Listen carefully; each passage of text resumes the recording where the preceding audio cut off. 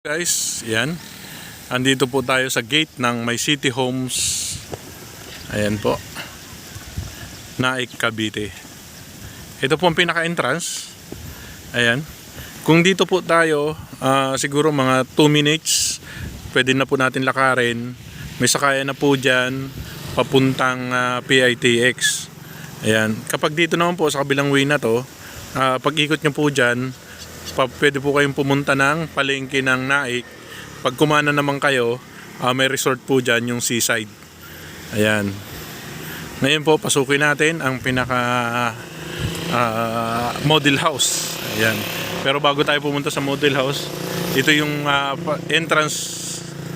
Ayan, ito yung pinaka entrance ng Liora Homes. Ayan, ito po ang main gate.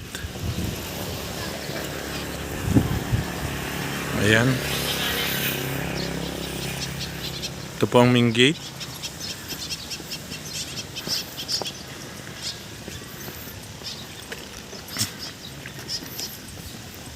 Gated na po yung bakod natin. Ayan.